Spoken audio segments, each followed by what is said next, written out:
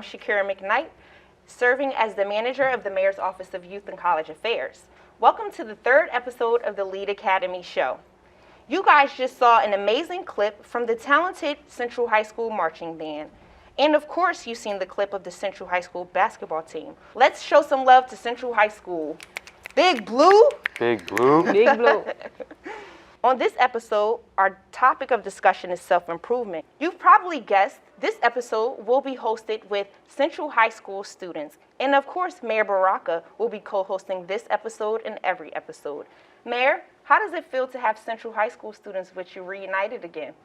It's great. It's good to see Central High School in the building, Big Blue, like y'all said. How do you feel about the basketball team and them winning undefeated? That's good. It's a great feat. Right. Congratulations to them. I remember in 2011 when I was an alumni, and which I am an alumni now, we won the championship, basketball championship that year also, so shout out to the class of 2011. Mayor, since you were the principal of Central High School, how was it being the principal of Central High School in the spirit of the school when you were there? Central was a family. That was what it was when I was there. I don't know. I'm sure it's the same way. Principal Brown, Dr. Brown, right. Keep that spirit going. We operated like we were in a giant mansion, and all of the kids were related, and the adults were in charge. I mean, it just was a huge family at Central. Shout out to Ms. Brown, Principal Dr. Brown at Right. this time, who helped us organize this today with the beautiful students. Are you ready for another episode of the Lead Academy, Mayor? Yeah, let's go. All right. First, I'm going to let these beautiful students introduce themselves, starting with Ngberry. Hi, I am Nengwe Chonchoko. I am a senior at Central High School. Hello, my name is Jalen Lau, and I am a sophomore at Central High School. Are there any extracurricular activities you're involved in your school that you would like to shout out or say? Actually, I am in a program, in a social justice program called Breaking Down the Barrier Campaign. It is a social justice salvation program. I recently graduated from the mini medical program of Rogers University. Wow, that is beautiful. Thank you. How about you, Jalen? I'm a part of the Pathways to College program, consisting of many teachers from the building, and we are all about making connections and easier pathways for people who are looking to attend college. Okay. So, since we are exploring the topic of self-improvement, I thought it would be great for you guys to give us examples of how you guys practice routines of self-care. We'll start with you, Ngberry. First things first, I am a Muslim. I wake up at 3:30 in the morning. Wow. I do my hygiene, and after that, when Fajr times come, I pray. After finish praying, I sit down and reflect on my day and my goals in life. For me, my self-care routine consists of me waking up, taking care of my hygiene, getting a cup of coffee, and getting a cup of coffee to start my day, basically. That's what I said. You drinking coffee now? I guess that's okay, but I mean, slow down a little bit. Don't drink too much, all right? Yes, ma'am. Because health is important also. So, myself, right, for self-care, I actually do facial steams, which keeps me calm, and I meditate during my facial steams. I also go to the park because I feel like nature is very important in my stressful moments, and it helps me calm down. Just breathing in natural air, seeing the plants and the trees, right, and just being in an open space environment where you can think clearly. I know that self-care is important more than ever during the pandemic because according to the NPR article, a national survey conducted in the spring, 3,300 high school students found nearly a third reporting they were unhappy and depressed, much more than usual in the past month. Almost 51% said they felt a lot more uncertainty about the future as well. To each of the students, have either one of you felt the need to find ways to uplift your mood or to take your mind off of the negativity surrounding you during the pandemic? If so, what were those practices? I'll start with you, Ngberry. Yeah, the pandemic was very challenging for me. And to And to overcome it, I had to call my guidance counselor, whose name is Yolanda Miles. She told me not to watch too much news. And after that, I found a solution by reading books. I also wrote a story called The Summary of Life. I read it, and also I like to read all the book of Oloyo Karade called A Place of Night, War, and Resurrection. And in this book, I learned that a human being is able to do anything and even betray his family in order to gain power. How about you, Jalen? For me, the pandemic was challenging, you know, not being able to be with your friends. Socially, it was kind of hindering. But we overcame that. We meet at Weequahic Park sometimes, you know.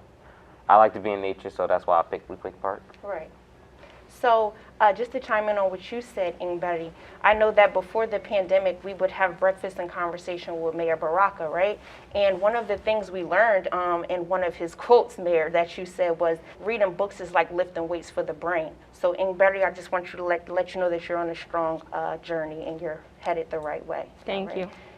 So, Mayor, I'd like for you to give your insight on this topic, especially since you were a previous educator and you currently are the mayor, which is a high stress level job. What are some tips you can lend to our students and youth on ways to cope during the pandemic? Well, I think it's important to be comfortable spending time with yourself. You don't always have to be around a lot of people. I think it's important that, and when you do that, you reflect, you find out things that, you know, work on the things that you need to work on yourself, whether you're writing or reading or creating a plan or opportunities, thinking about what you want to do for the year, the next year. Just really laying it out for yourself and using that time so it's just not idle, right? Also, I would say, you know, spend more time with your family, like begin talking to your family more. A lot of times we're so outside and doing everything else, we don't get a lot of time to talk to our family. So spend more time talking to your family, the people that are there, whether it's your mother, your grandmother, your siblings. Spend time to cultivate that relationship and make it better. That's important to do. Plus, you guys are more socially advanced than anybody else. I mean, you have all of these FaceTimes and, you know, internet and all the stuff that you can do. Use that. You know, I would use that and incorporate that into some of my daily routines. FaceTime your friends, have group meet conversations, all of those things. And then what the brother said, you know, you went to the park with your friends. That's important. Identify times to go hang out in a socially distanced kind of way and have a good time.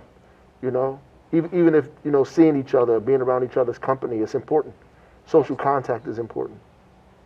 Yeah, to decompress myself after a stressful day or when I feel like I didn't do good on a test, I don't think too much of it and just pray to get a better grade than what I expected.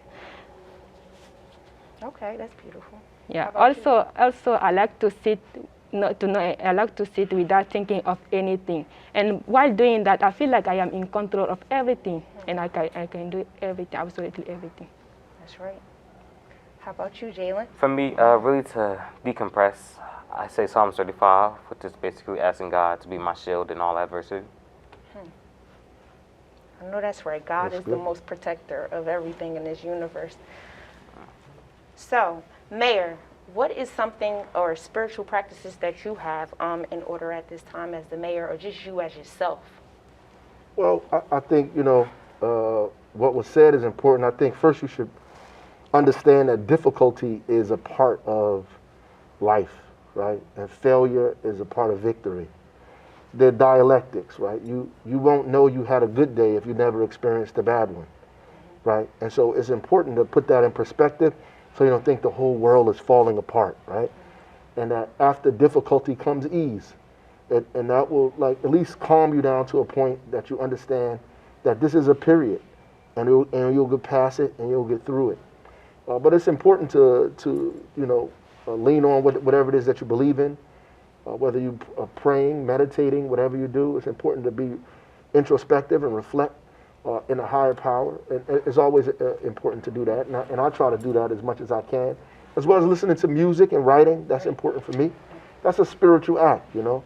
Listening to music and writing is spiritual because it connects you to something higher, something different than the kind of material realm. So you're still writing poetry, Mayor? Yeah, absolutely. All right, Sounds that's like a beautiful. lot So, with all that you do, it's still good to find things that ground you within yourself, right? Not just worrying about school or work, but going back to those hobbies that help you in your self-care process. So, at this time, our beautiful Big Blue guests have a special question for Mayor Baraka, and we'll start with Mbadi. Okay. First thing, I want to thank you for all the opportunity you are giving me as an immigrant in the United States.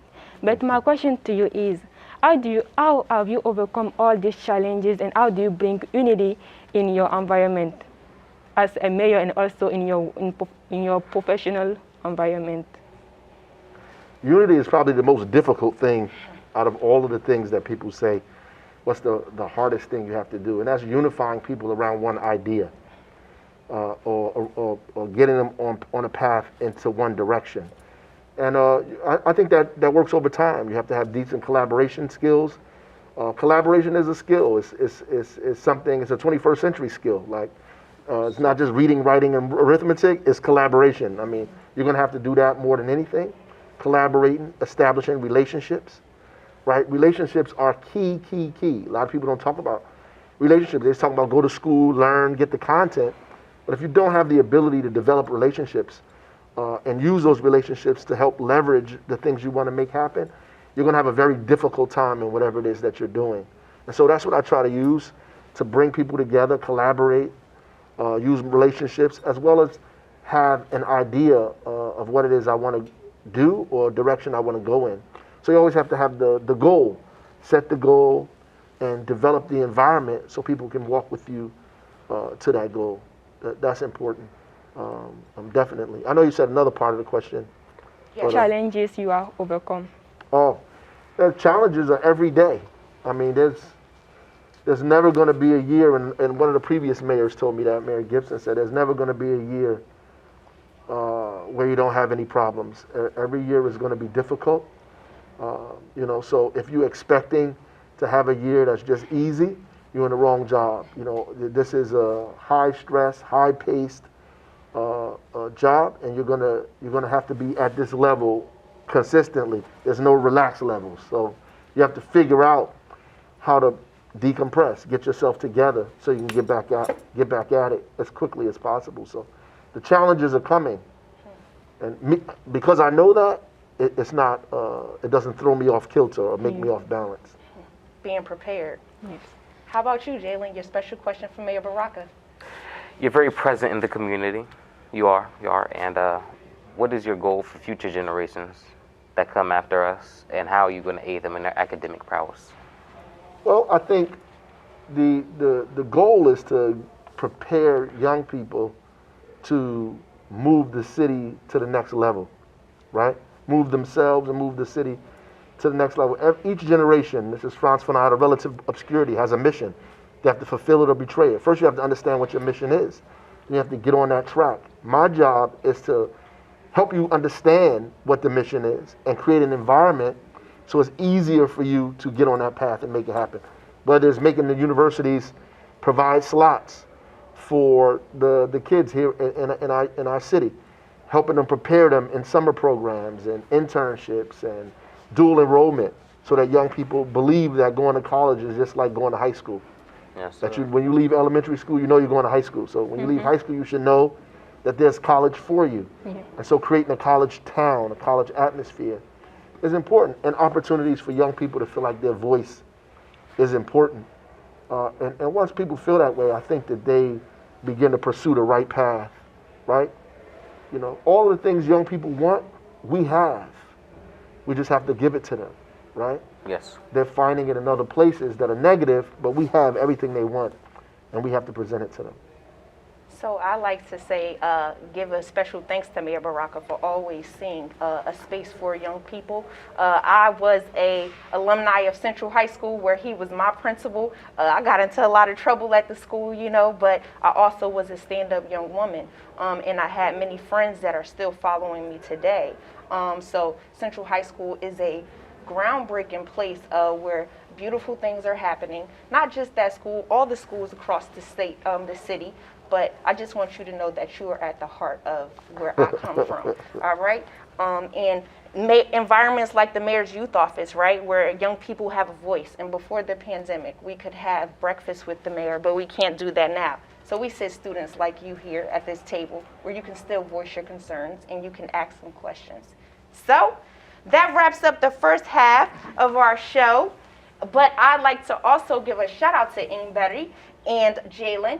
First off, we'd like to say that Ingberry got a full scholarship to Seton Hall pre-med program. That's nice. Yes. And Jalen is a part of the Pathways to College group. So if you are young and you like to get involved with the youth office, you like to be a part of the show, you can stop by Central High School and they'll introduce you to Shakira McKnight, or you can come by the mayor's youth office and we'll introduce you to how you can get involved. So we're going to wrap up the show with Central High School. Thank you very much. We will now bring on the next guest, Josiah Paul in the Newark Street Academy. Hi, my name is Amber, and I'm a WIOA career counselor at the Newark Youth One Stop Career Center. Since Ross Baraka's administration and Marsha Armstrong's leadership at the Newark Youth One Stop Career Center, we've seen a rise in summer youth employment program applications. Since the pandemic, we are 100% virtual, which means that we have town halls, webinars, professional development, career development, financial literacy sessions, and more. And in exchange, you get a biweekly stipend. Who can beat that? In order to apply for the Summer Youth Employment Program this year, you must be a U.S. citizen, a permanent resident, ages 14 to 24, and a Newark resident.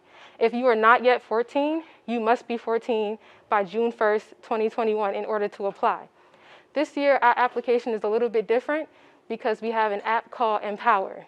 You must have this app in order to start the process.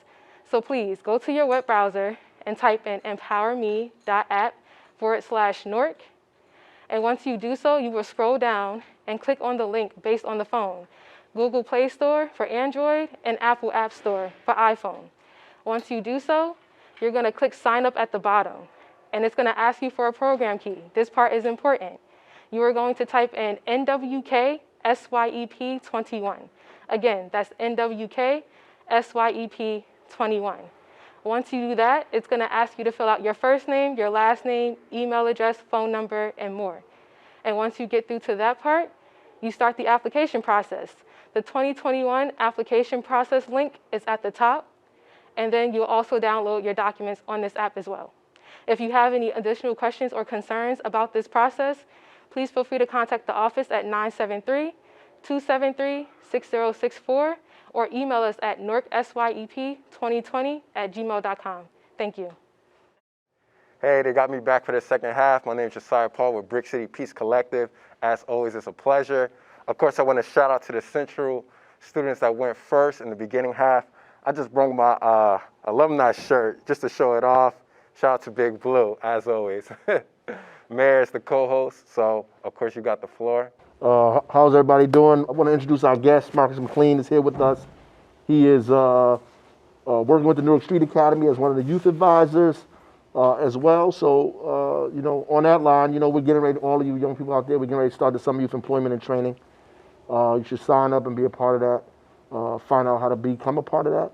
And were you ever a part of Summer Youth Employment? I've never had a speedy job, but with Newark Street Academy, we sign up youth for this. You guys sign up youth for this? Oh, that's good. Good stuff. That's good. What else do you do there at Street Academy? Newark Street Academy, we enroll the ages of 16 to 24 disengaged youth. We help them with knowledge of self, innovation, entrepreneurship, and self-directed leadership. We help you get your credentials if you don't have them, such as socials, ID, and stuff like that. If you need an apartment, you try to sleep on with your aunts and them. We help you find an apartment. We help you become a productive member of society. That's good stuff. That's good stuff. Good stuff to hear. So the first half of the show, we're still exploring the topic of self-improvement.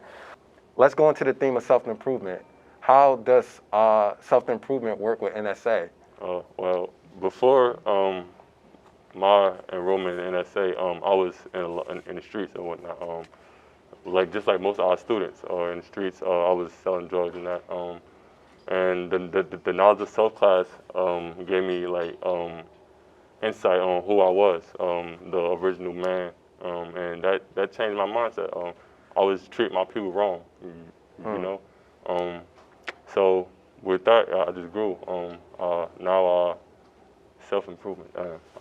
I had something clicking. I think that's important. You're talking about a lot of stuff because you've been through it. Right. You know, that's the reality. You've been through it. And you found it important to improve on self. And a lot of us don't improve on self. Right. And is that more like, how is the willingness to accept the wrongs of self and improve on that? Like, some people not ready for change. You know, you got to be open and willing to take in what people giving out. It's called constructive criticism. You know? exactly. Right. Some people don't have thick skin. Right. I guess now I want to push this to you, Mayor, because this idea of Newark Street Academy came into your administration. Were those some of your thoughts? Like, what was your thoughts when it came to the mindset and like the productions of like Newark Street Academy? Well, I mean, Newark Street Academy is something that's been around in many cities for a long time. But in Newark, you know, as an educator, there are young people that are just not ready for traditional school. You know, they're not getting what they need to get out of that. It's not feeding them, you know. And so we needed an opportunity to grab those kids that are out there, get them reacclimated or acclimate them to themselves, to education, to the environment, so they can now get on that pathway to do better, like to learn, to grow. And that's all really school is supposed to turn a light on in your head. And once the light is on, it never goes off, right? Once you learn and get information, you always want more. And you get hungry for it. And our traditional system has not been able to do that for a lot of our kids in these communities. So Street Academy was just an opportunity to grab some of these young people and turn that light on in their head and get them moving. Hopefully they go out and affect the people that are around them all the time. So you create leaders to get out here in the street and help other people get on the right path. That's good. You're talking about an initiative that's geared on education policy that, like you said, I really don't want to rephrase anything that you said because I think it's spot on. I want to know, like, who is it geared to? Like, what is it geared to? Young people? Is it geared to like high school, like students that graduate? You would have to be a dropout. I wouldn't say dropout. You would have to be out of school for at least 1 year. Okay. 16 to 24. No gender. We're not rejecting anybody. You could come. Come. And what do you find, like, out of like, what are their reasons for dropping out? That NCS comes as that bridge. For the most part, we have gang members who can't go to school because of rival gangs. I see. Some people, we have females were pregnancy they were pregnant during this enrollment in a regular high school, and the other people they just dropped out just cause they had to take care of family members and stuff like that. So you never know what our youth are going through until they come and you do the intake and enrollment. I see. So I guess I want to turn this more towards you. Can you explain why being part of NCSA has become... NSA. Oh, my bad. NSA. Newark Street Academy has become a form of self-improvement for you? Well, I told you before I was a hustler. I was a drug dealer. But now I'm a youth advisor. So before I used to go to the projects and give out packs. Now I give out applications. I was just doing the summer youth application. I was giving that out. They think I'm the mayor when I go down to the projects. Like they always asking me for jobs and stuff like that. So you are the mayor. Yeah, right. That's good. That's what's up. That's what's up, man. Why is it important, like, you know, just to make sure, like, you know, of course we got the good example right here in front of us, but like for those that aren't interested, that don't even think about it, even if you do come and tell them, like, how is it important for our youth to get involved in this type of initiatives? There's a lot of brilliant people out here, man. A lot of young people that are brilliant, creative, imaginative, leaders, and we're just losing them, you know? We're trying to prolong their life, not end it. And then, you know, there's all kind of systems set up to make your life short. Our job is to make people be grandfathers. I see. So they can have generations of families behind them. And people don't think about that. You know, these young people, they think their life is over at 22, 23. They never think that they should be a great grandfather and have generations of people carrying their name. You know, or they should be a great grandmother and be a matriarch of an entire, you know, village of people. You know what I mean? And and be that powerful, and they have the ability to do that, to leave legacies behind for them. You know, and it's important to do that, and we want to create that community that makes that happen. And I think Street Academy is a good way to make kids understand that you know, they have a long life ahead of them, and they should be living it. Yeah. Take it, it's precious. They should be living it. And just to add, I see it like we don't plan far in the future. We kind of live day to day. And I remember one encounter I had with one of my mentees, and I was just talking on the phase of mentoring, and his reply to me was like, honestly, I don't even think I'm gonna live tomorrow. So what do you like? It was just so. Here I'm talking about, hey man, you gotta plan ahead, and here he thinking in his life, the reality of what he was going through was not a tomorrow. Just I gotta go what I gotta go with. So to that point about like all the things you offer in North Street Academy, and to the part of like, you know, generational wealth, generational family, breaking generational curses through the trauma that we face in our communities. Well, where are the older men that they know? Right. Like, where are the older men? Do they know anybody over 50? I used to say that, like, when I was growing up, we had nobody to look up to. You feel me? Everybody was either getting high or in jail. Yeah. And I think really that's what's speaking to the young generation now. Right. You know, a lot of us, some of us locked up. Some actually, you know, we tend to say some of us is locked up all the time. Really, none of us is locked up. Yeah. To be honest with you, I think the reality is not. like they're just not doing. The production is not there. Right. And you know, young people see that. You know, they see somebody that. Or we do well, and then we do well. Right. You Yeah. know what I'm saying? And we We don't gone. give back. Right. Yeah, we gone. We do well and we gone. Right. That's crazy. Nah, that's spot on. Yeah. Self-improvement, as I can see, fall under the umbrella of health, physical, mental, personal growth, spirituality, and so much more. Have either one of you witnessed how being a part of the NSA has helped to be a springboard for self-improvement in other people's lives? Yeah. Well, we bring in numerous students.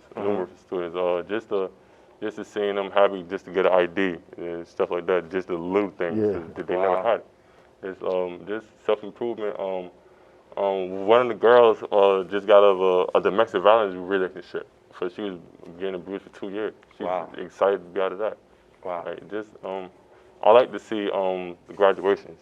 Yeah. I was a part of the graduation last year. That was my graduation at that. So I gave a speech and everything. I didn't think I was gonna graduate. So just to be in a graduation and give a speech in front of my peers, it was an amazing feeling. Yeah. I've seen a lot of the guys that's working at the Street Academy improve. You know, just my age group and younger, you know, who I've known, who I put in some of these positions, who were doing some very dangerous, ill-advised, self-destructive things, who, you know, began to realize who they are, the power that they had, the ability that they have, the imagination to do and create opportunity for other people, help them. Sometimes helping other people helps you, right? And you know, it did that. And watching these guys is amazing to see where they were and where they are in a short period of time. You know, not even that long. We're not talking about decades. We're talking a matter of a couple of years. You know, watching the improvement of people is amazing. That's good to hear. I look at North Street Academy, you know, we have that, you know, it's that normal, typical saying, I am my brother's keeper. And your brother, if you pull it apart, represents your other you.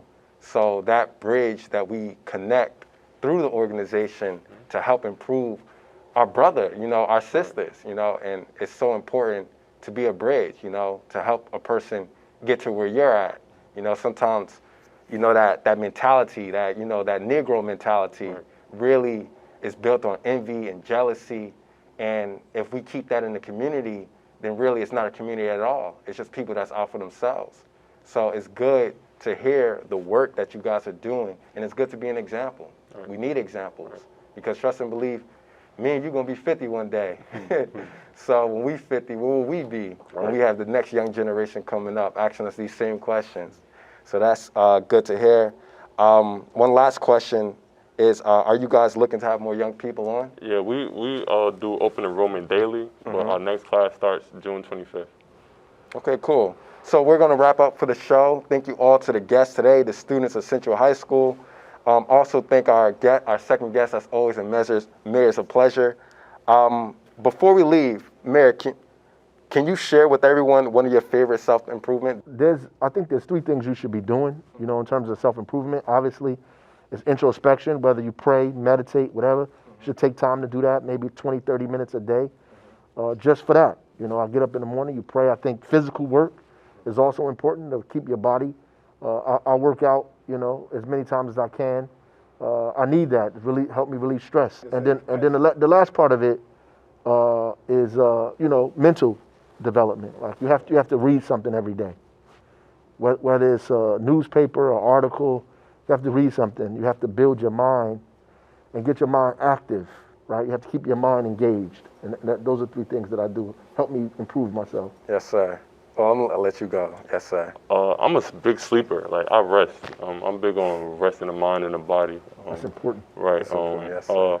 I'm in YouTube University as well. I don't read books. I do the audio. Yeah. My wife does that. Yeah, right.